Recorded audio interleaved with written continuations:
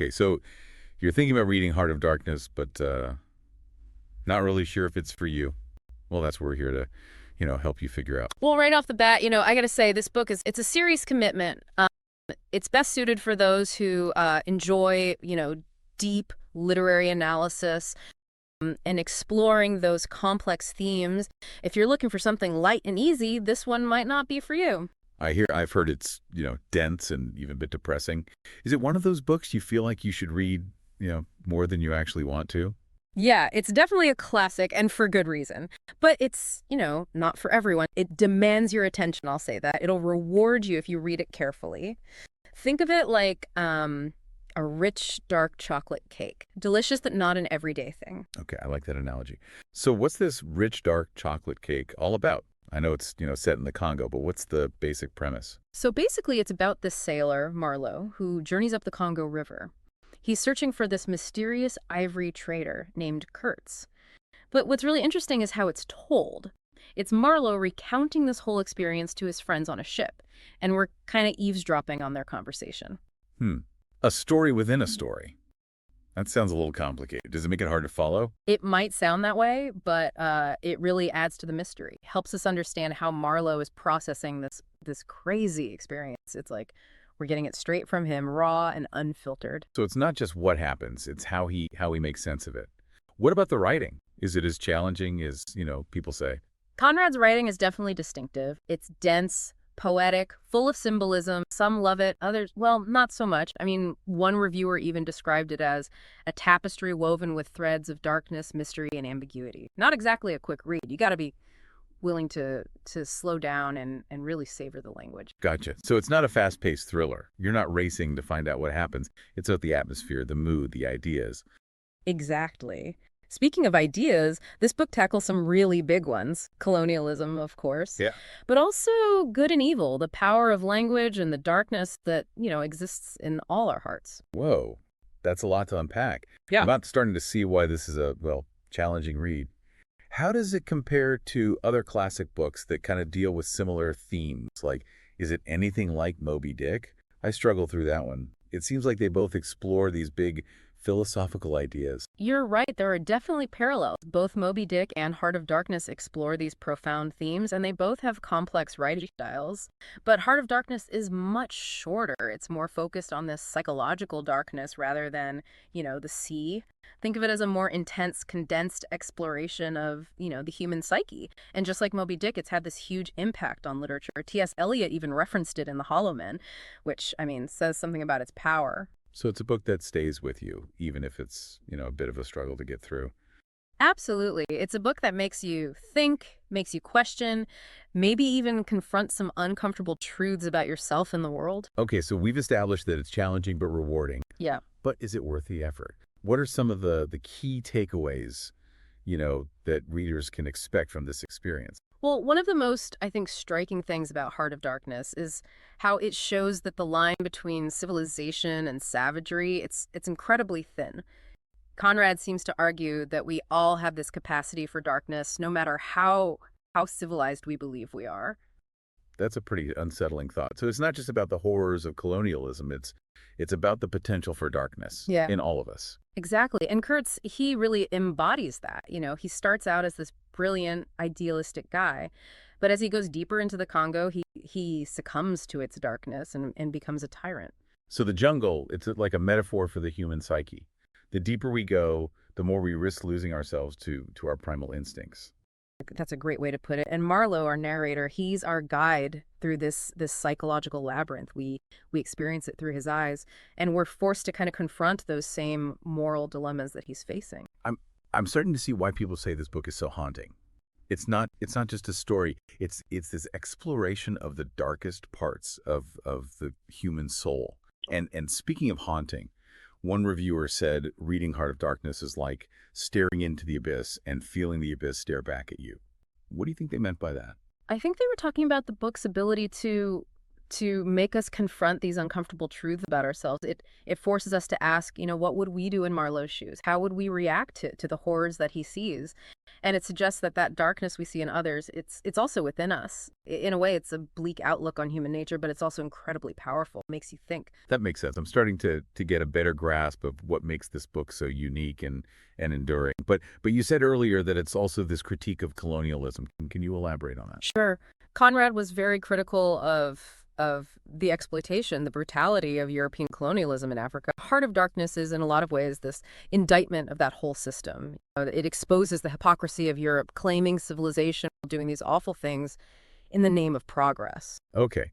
So it's not just an adventure, it's social commentary. It's using this journey into the Congo to kind of critique the evils of colonialism. Exactly. And that's why it's still so relevant today. Makes us think about the legacy of colonialism, how it still affects the world. And even though the Congo is the setting, those themes, exploitation, power, corruption, they go beyond time and place. One reviewer even connected the book to corporate greed today. They said Kurtz could be like a CEO today, justifying anything to get what he wants. Wow, I can see that. Yeah. It's like that Heart of Darkness. It's not just about one time or place. It's a universal human thing. I think you're right. That's what makes Heart of Darkness so compelling. It speaks to something deep inside us all, something that resonates across, cultures and generations. Okay, so we've talked about themes, characters, historical context. Yeah. But what about the writing itself? You mentioned it's, dense and challenging. Can you give us a taste of that? Sure. One thing about Conrad's writing is he uses these long, winding sentences. They're packed with imagery, symbolism. It's like he's trying to capture the density and the complexity of the jungle in his words. For instance, this is how he describes Marlow's first glimpse of the Congo River. Going up that river was like traveling back to the earliest beginnings of the world, when vegetation rioted on the earth and the big trees were kings. An empty stream, a great silence, an impenetrable forest. The air was warm, thick, heavy, sluggish. Whoa. That's a lot to take in. Definitely not beach reading, huh? It's like you said, you got to slow down and savor the language. Precisely. Conrad's not a writer you skim. You got to linger over it, ponder it, dissect it. And that's what makes it so rewarding. It's a puzzle you piece together. And when you do, it reveals this profound, haunting truth. Makes sense. It's like you're not just reading the story, you're experiencing it. You're immersed in the atmosphere, the mood, the language. Exactly. And that's what sets Conrad apart. He's not just telling a story. He's crafting an experience. And speaking of experiences, one reviewer described reading Heart of Darkness as a descent into the underworld of the human soul. Do you think that's accurate? I think it's a very fitting metaphor. That journey up the Congo River, it becomes this metaphor for a journey into the darkest parts of our minds. Marlow meeting Kurtz, it's like confronting your own shadow self, the part you try to hide but can't escape. Whoa, that's intense. Sounds like this book is not, for the faint of heart. You're right. It's a challenging read, intellectually, emotionally, but it's also a profoundly rewarding one. It's a book that'll stick with you, long after you finished it. Makes you think, makes you question, maybe even changes how you see the world. You've definitely piqued my interest.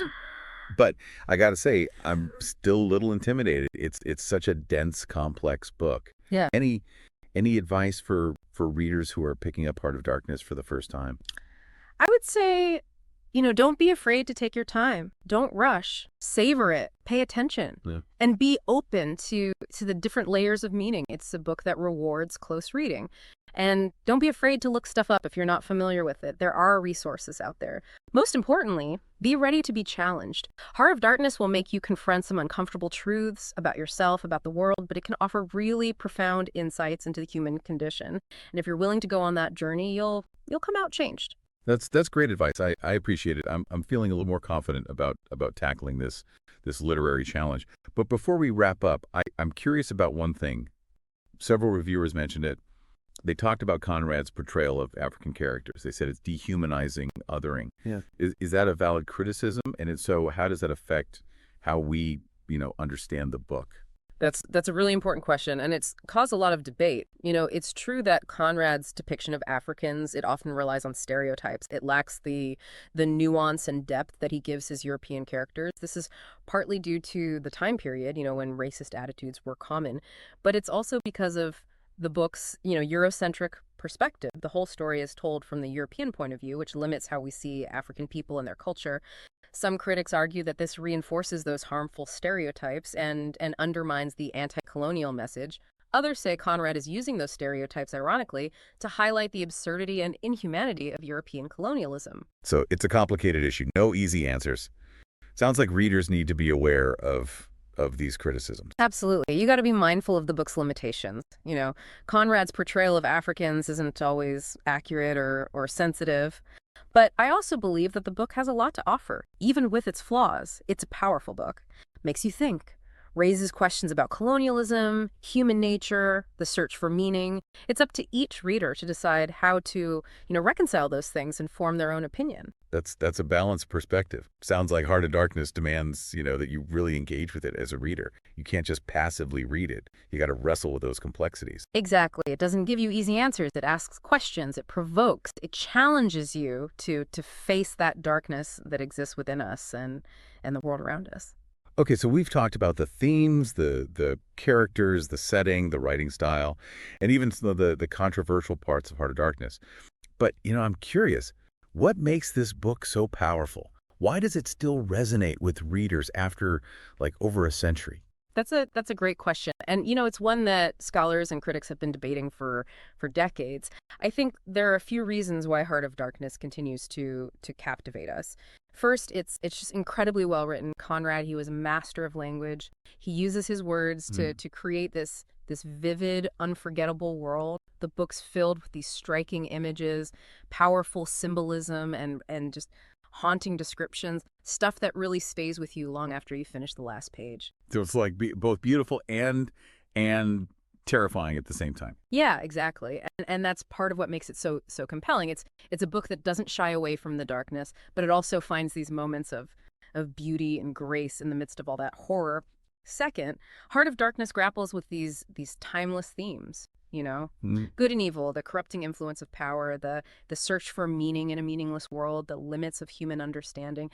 These are themes that are universal. They resonate with people across cultures and time periods. So even though it's set in the Congo in the late 19th century, the themes are still relevant to us today. Absolutely. We're still struggling with those same issues today, whether it's the abuse of power by, corporations or governments, the legacies of colonialism and racism, or even just the search for meaning and purpose in a world that often feels, chaotic and overwhelming. Yeah, that makes sense.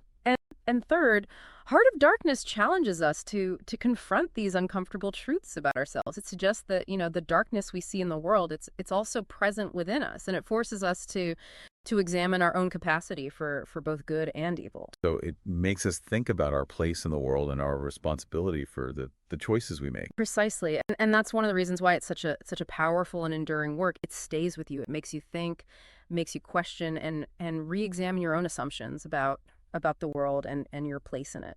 Well, you've definitely convinced me to add Heart of Darkness to my reading list. I'm both excited and a little intimidated, It seems like such a complex and challenging book, but I'm sure it will be a rewarding experience. I think you'll find it to be a journey worth taking. Remember that, the journey is just as important as the destination.